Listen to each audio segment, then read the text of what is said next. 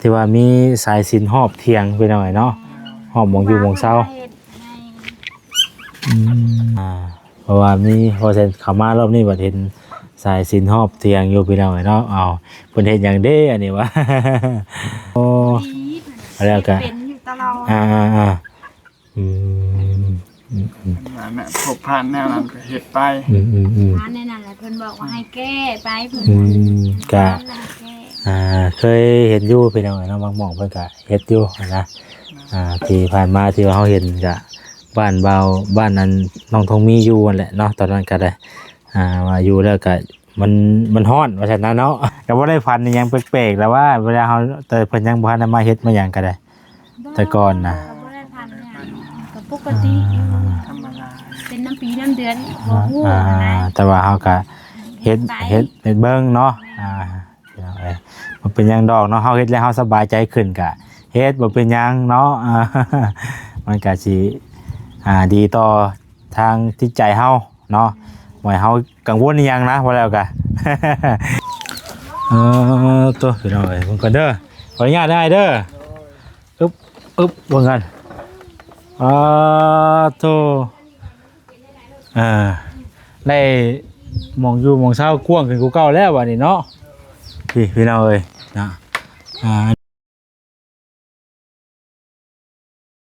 เอาพี่น้องก่อนขึ้นเซโปนเดี๋ยวสิไปหาทางอ้ายคำพาเพิ่นก่อนเนาะบ่ได้มาเยี่ยมมายามตะลนเลยพี่น้องเอ้ยโธ่มาอีกวันนี้เนาะเพิ่นเอาอย่างเด้มานิ่งไว้ตามอันนี้พี่น้องเอ้ยสายยังอันนี้เนาะคือเต็มอยู่อันนี้โธ่หอบเทียงอยู่พี่น้องเอ้ยสบายดีโดยบ่ได้มาแต่โดนเนาะ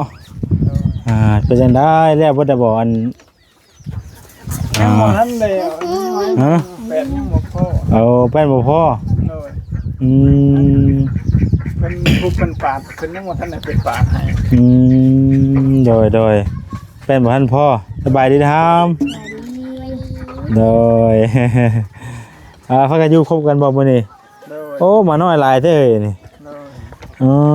ตัวโอ้ลงเหยียบเด้เนาะได้ไหมบ่นี่น่ะได้ยักโตเลยนี่โอ้โดยตัวพักกันเฮ็ดหยังล่ะซุมื้อนี่บ่ได้เฮ็ดหยังอยู่เนาะยังหลายปานไรอันนั้นน่ะไม่ตอกยัง84แผ่นนึงนะเพิ่นยังให้เรื่อยๆใช้ให้บ่โดยเพิ่นยังบ่ทันได้เรื่อยให้โอ้เดี๋ยวเอ้ยบอกว่าสิไปเฮ็ดให้อยู่ดอกแต่ว่าคือว่าต่อออกมาแล้วบาดนี้เนาะโดยกว้างกูเก่าแล้วบาดนี้เนาะโดยสบายดีโดยมาแต่ใช้อะไรล่ะมาแต่ซักเสื้อผ้าซักเสื้อผ้าบ่เดี๋ยวเอ้ยเอาอีกละกระต้มใหญ่เลยป่ายกันช่วยกันกินเด้อกระต้มใหญ่วันกุดจีนพี่น้องเอ้ยเนาะทั้งห่านทั้งอย่างเพิ่นแจกกระต้มให้กระต้มใหญ่พอดีแวะมาถามไทยได้เด้อว่าเป็นจังได๋ว่าตั้งแต่มื้อเข้ามาแต่ก่อนพุ่นแหละพี่น้องเนาะมาหยังว่าตอนน่ะมาถามเรื่องไปหาหมอหมอเนาะเป็นจังได๋อาการตอนนี้อาการตอนนี้ดีแล้วโอเคแล้วมันบ่ใครในแล้วเนาะถือว่าดีกูเก่าหลายแล้วเนาะโดยได้ไปกวดเบิ่งอีกแล้วบ่อ้ายหรือว่ายังอยู่ยังบ่ได้ไปเนาะโดยคือว่าได้เพิ่นก็ตอนนั้นน่ะว่าเท่าไรก็ยัง 10% เนาะตอนนี้ก็ถือว่าดีขึ้นแล้วเนาะแต่ว่ากินทั้งไม้ทั้งยาคือเก่าบ่ได้เนาะเรื่องอยู่ในกินกับคาร่ำคือเก่าเอาไปเอาเลยเฮ็ดยังซะอ้ายเพิ่นเฮ็ดยังซะอันนี้ เพิ่นเฮ็ดชายยังอันนี้นะ สูตรทอด สูตรทอด เดินบ้านว่าว่าเป็นน้ำเดินแน่ อ๋อ ว่าเนาะดินเพิ่น โอ้อัน ว่าหยัง อันที่ว่าอันเพิ่นเฮ็ดอันนี้คนเพิ่นชายยังก็ ใช้สิน ใส่ อ๋ออ่ะที่ว่ามีสายสิญจน์หอบเทียงไปหน่อยเนาะหอบหมองอยู่หมองเศร้า ฮ็ดให้ มี ครูบาเพิ่น เพราะว่าเป็นน้ำ บ่ได้ก็นิมนต์ครูบาเพิ่นมาเฮ็ดให้เนาะ โดย เพราะว่ามีพอเซ็นเข้ามารอบนี้บัดเห็นสายสิญจน์หอบเทียงอยู่พี่น้องเนาะเอาเพิ่นเฮ็ดหยังเด้อันนี้วะ สูตรทอดเนาะ แม่ สูตรทอดหรือสูตรทอด สูตรทอดเพิ่นว่า ทอด เป็นอยู่นี่มันฮ้อน อ๋อ ดีเพิ่น เอาแล้วกัน เป็นอยู่ตลอด อ่าอืม มาเนี่ยพบผ่านแนวนั้นก็เฮ็ดไป ร้านในนั้นแหละเพิ่นบอกว่าให้แก้ไปเพิ่น กะ ร้านให้แก้ เคยเห็นอยู่พี่น้องเนาะบางหม่องเพิ่นก็เฮ็ดอยู่นะที่ผ่านมาที่ว่าเฮาเห็นก็บ้านเบาบ้านนั้นน้องทองมีอยู่นั่นแหละเนาะตอนนั้นก็ได้ว่าอยู่แล้วก็มันร้อนว่าซั่นนะเนาะ สิมันร้อนเลยพาให้อันเฮาเฮ็ดเป็นนั่นนี่แหละก็เฮาเฮ็ดเบิ่งเนาะบอกเดี๋ยวเฮาก็บ่ฮู้บ่เห็นพี่น้องเอ้ย เบิ่งไปนี่แหละเพิ่นว่าให้หลาย นั่นอยากอยู่เนาะ แม่เฮา มันก็บ่มีดอนอยู่ สิไปอยู่ไสเนาะ สิไปอยู่ไส ที่ดินที่เราเฮาไปอยู่นี่เนาะ แม่น ดินดอนตอนหญ้าเฮาไปอยู่นี่พี่น้องเอ้ยเฮาก็อยู่มันบ่ล่ะพี่น้องเอ้ย ก็บ่ได้พันอิหยังแปลกๆแล้วว่าเวลาเฮาแต่เพิ่นยังบ่ทันได้มาเฮ็ดมาหยังก็ได้ แต่ก่อนน่ะ ก็บ่ได้พันเนี่ยก็ปกติอยู่ ธรรมดา เป็นน้ำปีน้ำเดือนบ่ฮู้นะ แต่ว่าเฮาก็เฮ็ดเบิ่งเนาะพี่น้องเอ้ยมันเป็นหยังดอกเนาะเฮาเฮ็ดแล้วเฮาสบายใจขึ้นก็เฮ็ดบ่เป็นหยังเนาะ มันก็สิดีต่อทางจิตใจเฮาเนาะบ่ให้เฮากังวลอีหยังนะว่าแล้วก็ เฮ็ดไปแล้วสบายใจเฮาก็เฮ็ดแมันบ่แหละเนาะสิเป็นหยังพี่น้องเอ้ย เฮาก็บ่เห็นเด้เฮาก็บ่ว่าตัวนี้พี่น้องเนาะเฮาก็บ่เห็นเพิ่นเฮ็ดก็ถือว่ามีแต่ให้มีชีวิตที่ดีขึ้นนั่นแหละบัดนี้เนาะแข็งแรงขึ้นกว่าเก่าทางอ้ายเพิ่นก็เนาะหันปังๆนั่นแหละเนาะ ได้ยางหลายก็เมื่อยบ่ได้เฮ็ดหยัง ยางมากันยังมื อยู่แต่ในเถียง อยู่แต่นี่นะบ่ได้ไปทางไหน หาครบหา วันแรกก็คันเฮาไปเฮ็ดหันเฮ็ดนี่แน่เรื่องนี้แบบต่างกันนั่นก็โดยเนาะแบบมันเมื่อยแล้วล่ะเนาะ แต่ย่างไกลก็ยังเมื่อยอยู่แต่ในเถียง เอาอยู่แบบสิได้เนาะแต่ว่าเฮ็ดหันเฮ็ดนี่ก็เจ้าก็แจ้งว่าเมื่อยเนาะ เมื่อยเฮ็ดก็จะไปแจกเมื่อยนั่งอยู่นอนต้มน้ำเพิ่นกินฮัน กินน้ำต้มหันเนาะโอ้ยพี่น้อยเอามีแต่แข็งแรงไวๆเนาะพากันอยู่ไปเพิ่นก็ได้บ่ได้ไปมาแตะโดนเนาะกะพอดีกับมื้อนี้ว่านหาน้องคือน้องตาลเพิ่นก็เลยไปถามเพิ่นก่อนว่าทางอ้ายเพิ่นเป็นจังไดสิพากันขึ้นเซโปนก็เลยแวะถามเพิ่นก่อนว่า บ่ได้เพิ่นบ่ได้เข้ามาบ่เดี๋ยวนี้มันบ่ได้เข้ามาบ่โอ้เอาเพิ่นมาเบิ่งนะบ่ตอนตั้งแต่ เพิ่นยังบ่ทันได้มา ตั้งแต่แล้วอันว่านี่ได้ โดย ว่าแล้วก็ตั้งแต่อันนี้เนาะใส่แป้นเนาะ โดย เดี๋ยวสิไปเบิ่งพี่น้องเอ้ย บ่จักแผ่นละแป้น เบิดเป็น27แผ่น 27แผ่น โดย อ๋อบ่27แผ่นเฮาปูไปทางนี้แหละว่าเนาะทางยาวสิได้เนาะ โดย อ๋อดอยปูไปทางนั้นพี่น้องอ๋อโทรศัพท์ก็ฮ้อนบ่บูเลยอากาศเริ่มร้อนแล้วบัดนี้เนาะเฮ็ดได้เฮาก็สิเมื่อยเพลียอะไรพี่น้องอากาศร้อนแรงอะไรก็ได้หนาวอะไรก็เป็นอีกแบบนึงหนาวอะไรก็อยู่ยากร้อนอะไรก็อยู่ยาก หลายเด้มัน พากันกินข้าวกินน้ำก็ยังระบาดนี่คือหาวนอนแต่หำ นี่น่ะกินข้าวกับสุกหมูชาวบ้านให้ไปหาควายนำ แล้วเพิ่นพ่อเห็นแล้วเพิ่น อันน่ะขาหมูสุกิน อืม ไปหาแบบเพิ่น ไปหาควาย แน่ ควายบ่เห็นบ่โอ้ เจ้าในบ้าน โอ้เห็นแล้วบัดนี้เนาะ หาชาวบ้านไป อ๋อไปเห็นไก่บ่ ไกลนั่นสิอยู่ซ้ายน้ำคำ อ๋อย่างไปเรื่อยๆนะเนาะ ย่างแต่ละมื้อเนี่ยจนมันออกฮ้อนมานอนกลางคืนจนบ่หลับ โอ้แม่นแล้วย่างหลายเนาะ ย่างหลายพี่น้องเอ้ยลูกเต่าเพิ่นก็พากันอยู่มองเอาแม่ไปเพราะได้หมู่เล่นน้ำกันนี่แหละเนาะเป็นได้น้องกันกับพวกได้ลิ้นน้ำกันเนาะส่วนหลายก็บ่ได้เข้าไปในบ้านเนาะพอดีไล่เลี้ยงกันพี่น้องเอ้ยลูกเต้าเพิ่นก็ได้ พากันเด่นแถวนี้ก็มีหมู่อยู่บ่มีหมู่เด่นนำอยู่บ่ โดยอยู่ ไปลูกอึน้ำตาลแน่ ใกล้สิฮอดมื้อขึ้นเทือนใหม่เพิ่นได้อ่ะ อีกบ่โดนพี่น้องเนาะคือว่าวันอังคารนี่แหละเนาะ แม่น วันอังคารเพิ่นสิขึ้นว่าซั่นอยู่ไปนอนเทือนใหม่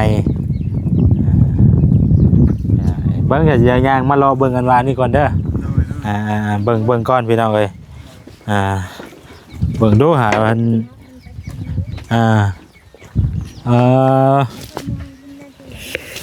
ใช้ ขึ้นทางกันละ ฮะ อันใด โอ้เบิ่งก่อนทางนี้ยังบ่ทันได้พอตัวนี้เนาะ โดย นี่เด้บ่พอแต่หม่องนี้พี่น้องเอ้ยเอาจักแผ่นก็4บ่ ทั้ง4แผ่น 4แผ่น5แผ่นบ่ได้เนาะ 5แผ่นพุ่นแหละผม ก็ได้เถียงกว้างเพิ่มขึ้นอีกเลยฉบับนี้เนาะนี่เลยพี่น้องเอ้ยโอ้ทางเข้าอ่ะโอ้ต้นม่วงยังใหญ่คือได้น้อยนี่ก็เป็นหลอกได้นี่ฮะ ม่วงกับปัด อันว่าเป็นกิ่งบ่คือยังไงนี่น่ะ พอนะเอาในมัน นายรถบ่คือออกไว้ดิฉันเนาะโดย ขึ้นเบิ่งขึ้นเป็นทางนี้บ่ โดยแม่น ตัวพี่น้องเอ้ยผมกันเด้อขออนุญาตได้เด้ออึ๊บเบิ่งกันตัวได้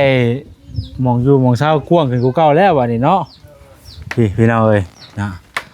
อันนี้เฮาก็ขึ้นมาเทิง ขึ้นมาเทิงกับพอดีเพียงเนาะแบบกว้างขึ้นกูเก่าบัดนี้ โดย จากที่แบบว่าโล่งอะนะมองนี่นะจากที่โล่งกลายเป็นกว้างแล้วบาดนี่ คักประมาณนั้นพี่น้องเอ้ยเฮ็ดทางใหม่ขึ้นเนาะเฮ็ดทางนี้ขึ้นนี่ขึ้นทางนี้บัดนี้พี่น้องเอ้ยขึ้นไปนี่ไปพุ่นเพิ่นเพิ่มเติมทางผู้ใหญ่ทางบอลลี่เนาะเพิ่นเอางบมาให้พี่น้องเอ้ยแล้วก็ซื้อไม้ซื้อตอกมาเพิ่มเติมให้อีกอันนี้กับปุกไม้บ่เนี่ยอ้ายเฮ็ดไม้ไผจะเฮ็ดอันนี้ ดูก็ไม่ใหญ่แน่เลย เพิ่นก็ช้ากันจัดแจงแบบว่าเฮาหยุ่มน้ำแล้วก็ให้มันไหลพุ่นเลยเนาะคักแล้วชาวบ้านนี่มุงไว้เลย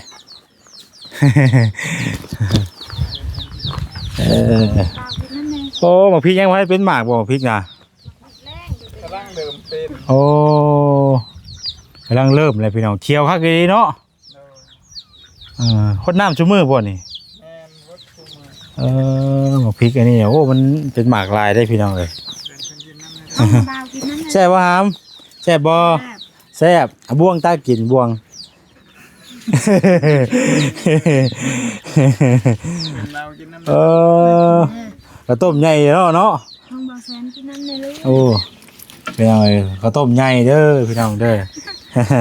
กระต้มวันนั้นวันกุดจีนพี่น้องเนาะเพิ่นเอาให้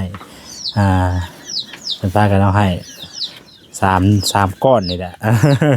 แบ่งมาให้น้องเพิ่นกินน้ำ พ่อนี่อยากกินหยังก็อดแล้วเนาะ อดได้ไปหน่อยเนาะให้ได้อยากอยู่ลำลูกลำเต้าโดนๆเนาะอายเนาะกินพิษได้นึงก็ตั้งรถเนาะมวยมาบ่อยากได้เนาะ เห็นอันเห็นนี่ก็อยากอยู่ได้เนาะ แต่ว่ามันกินบ่ได้ได้ใช่พี่น้องเอ้ยกินทั้งไปแล้วก็อาการกระต่างด้วยเนาะแซ่บบ่หามแซ่บบ่อร่อยเลยเนาะโอ้ โต เห็นอะไรนี่เบิ่งสิดีอันนี้บ้าง โอ้ อ่ะ พากันกินเอามืออันเพิ่นบ่ได้ใส่บ่วงไปเลยเนาะกินไปคือจกข้าวเหนียวแล้วนะเนาะจกกับติ้วข้าวรถ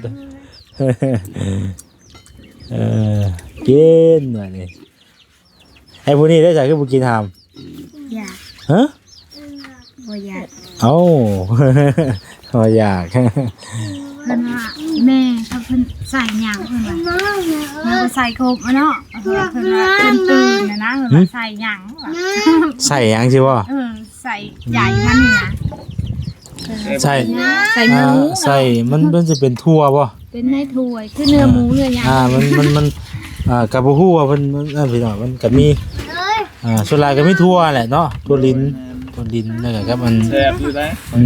เคยกินอยู่บ่ใช่ก็เคยกินส่วนหลาย ตรงเนี้ยบ่เคยกินจักเทื่ออะไรเพิ่นตื่น เพิ่นตื่น เป็นบ่เคยกิน บ่ได้ก็ส่วนหลายก็มีแต่กินเฮากระต้มไปว่าใส่บกกล้วยเนาะ เคยกินด้วย กระตุ้นกล้วยเลยกินแม่นี่เพิ่นเอา แปลกเนาะ ใส่หยัง ใส่หยังดิแซ่บเลยพี่น้องเนาะกระต้มอันนั้น กาแฟเด้ อื อ มทักพี่น้องเอ้ยกระต้มหักอยู่หักปียังได้กินเทื่อนึงได้กระต้มนี่ก็ได้เพิ่นบ่ได้เฮ็ดตลอดได้ เฮ็ดแต่ส่วนเทศกาลของเพิ่น แม่เทศกาลวันกุดจีนไปคือบ้านเฮาเนี่ยเนาะไปว่ายามบุญยามหยังแล้วก็ฮ้อกระต้มที่อ่ะนะนั่นแหละเอาเว้ย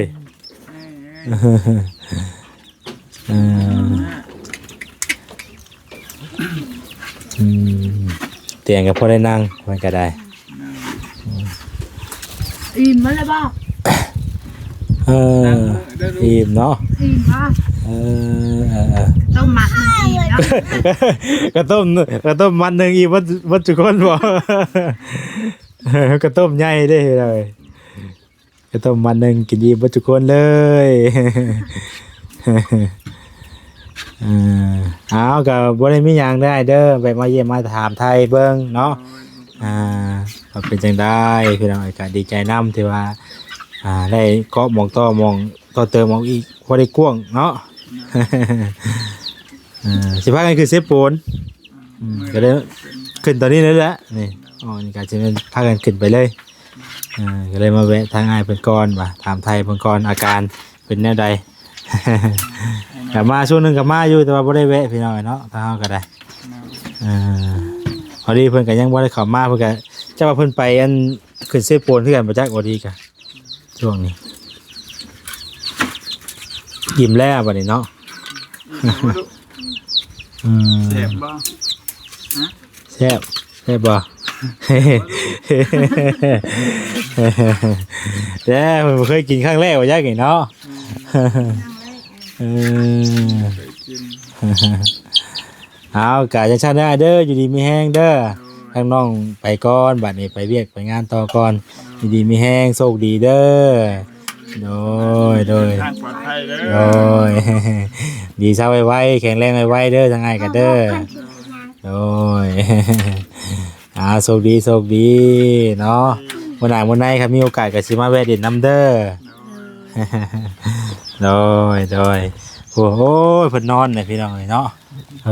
มันคักแท้เฮ้ยอันนี้บ่ ลายโทษบ่มีข้าวเกลือมันแหละตอนที่โตนมัน เนาะจักโตแล้วนี่ไอ้โตช่ำ รุ่นน้อยนี่ เป็นแต่เพลงได้ดิว่าฉันนี่เป็นแต่เพลงได้ช่ำดิอะไรเจ้าก็อยากบีบแล้วดิอันอื่นได้อะไรเจ้าก็อยากคัดเลยได้ดิเดี๋ยวได้นอนข้างอีอากาศมันร้อนเด้ไปก่อนได้เด้อไปมาเล่นน้ำอ้ายเพิ่นพี่น้องเอ้ยเนาะอ้ายหยังวะอ้ายคำผ้าพี่น้องเอ้ยเนาะเพิ่นนี่แหละไปมาเบิ่งหมองอยู่หมองเช้าเพิ่นก็ได้ก่อต่อเติมออกอีกแล้วได้พื้นที่กว้างแล้วบัดนี้ ไปพี่น้องเอ้ยไป เดินทางไปเวียกไปงานต่อก่อนบัดนี้เนาะโอ้อันนี้ก็เป็นจะสูตรถอดแบบอันบ้านของบ้านของน้องทองมีเนาะอันนี้พี่น้องเอ้ยสูตรแล้วก็มีครูเพิ่นมาสูตรแล้วก็ปัดเป่าแนวสิ่งบ่ดีออกว่าซั่นซะเนาะไปเฮ็ดไปแล้วให้เพิ่นสบายใจว่าซั่นซะพี่น้องเอ้ยเนาะเพิ่นว่าเพิ่นบอกว่าอย่างก็ที่ดินที่ร้อนร้อนสินะอยู่แล้วก็บ่ค่อยอยู่ดีมีแห้งปานใดสินะเฮาก็เฮ็ดไปเนาะเอาอยู่ดีมีแห้งบ่ทุกผู้ทุกคนเด้อพี่น้องเด้อผิดพลาดจังใดก็ขอโทษขออภัยสำบายดี